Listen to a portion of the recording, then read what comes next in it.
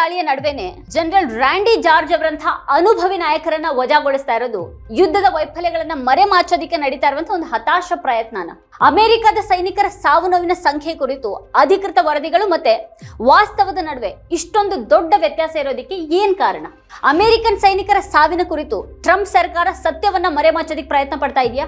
Palm ಬೋಂಡಿ ಮತ್ತೆ Christie ನೋಯಮ್ ಅವರಂತಹ ಆಪ್ತರನ್ನೇ ವಜಾಗೊಳಿಸ್ತಾ ಇರೋದು ಟ್ರಂಪ್ ಆಡಳಿತದೊಳಗೆ ತೀವ್ರ ನಂಬಿಕೆಯ ಕೊರತೆ ಮತ್ತೆ ಅಸ್ಥಿರತೆ ಉಂಟಾಗಿರೋದನ್ನ ಸಾಬೀತುಪಡಿಸ್ತಾ ಇದೆಯಾ? ದೇಶಾದ್ಯಂತ ಲಕ್ಷಾಂತರ ಜನರು ನೋ ಕಿಂಗ್ಸ್ ಪ್ರತಿಭಟನೆಯನ್ನ ನಡೆಸ್ತಾ ಇರುವಾಗ ಮತ್ತೆ ತೈಲ ಬೆಲೆ ಗಗನಕ್ಕೆ ಏರ್ತಾ ಇರುವಾಗ ಟ್ರಂಪ್ ಅವರು ಜಾಗತಿಕ ಮಾರುಕಟ್ಟೆ ಮತ್ತೆ ಸಾರ್ವಜನಿಕರ ವಿಶ್ವಾಸವನ್ನ ಸಂಪೂರ್ಣವಾಗಿ ಕಳ್ಕೊಂಡಿದ್ದಾರೆ.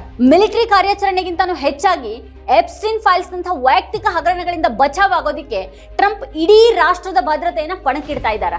ಈ ಬಗ್ಗೆನೇ ಒಂದು ವಿವರವಾದ ವಿಶ್ಲೇಷಣೆಯನ್ನು ವೀಕ್ಷಿಸೋದಕ್ಕೆ ಕೆಳಗಿನ ಲಿಂಕ್ ಅನ್ನ ಕ್ಲಿಕ್ ಮಾಡಿ. ನೀವಿನ್ನೂ ವಾರ್ತಾಭಾರತಿ ಚಾನೆಲ್ ಅನ್ನು ಸಬ್ಸ್ಕ್ರೈಬ್ ಮಾಡಿಲ್ಲ ಅನ್ನೋದಾದ್ರೆ ಈ ಕೂಡಲೇ ಸಬ್ಸ್ಕ್ರೈಬ್ ಮಾಡಿ, ಹಾಗೆ ಪಕ್ಕದಲ್ಲಿರುವಂತಹ ಬೆಲ್ ಐಕಾನ್ ಪ್ರೆಸ್ ಮಾಡಿಬಿಡಿ. ಮತ್ತೆ ನಮ್ಮ ಎಲ್ಲ ವಿಡಿಯೋಗಳನ್ನ ಮಿಸ್ ಮಾಡದೆ ಕೊನೆವರೆಗೂ ನೋಡಿ. ಅದರ ಕುರಿತಾಗಿ ನಿಮ್ಗೆ ಏನು ಅಭಿಪ್ರಾಯಗಳಿದೆ ಅದನ್ನ ವಿಡಿಯೋ ಕೆಳಗಡೆ ಕಮೆಂಟ್ ಮಾಡಿ. ಮತ್ತೆ ನಿಮ್ಗೆ ಇಷ್ಟವಾದಂತಹ ವಿಡಿಯೋಗಳ ಲಿಂಕ್ ಅನ್ನ ನಿಮ್ಮೆಲ್ಲ ಬಂಧು ಮಿತ್ರರಿಗೆ ವಾಟ್ಸ್ಆಪ್ ಮಾಡಿ. Thank you.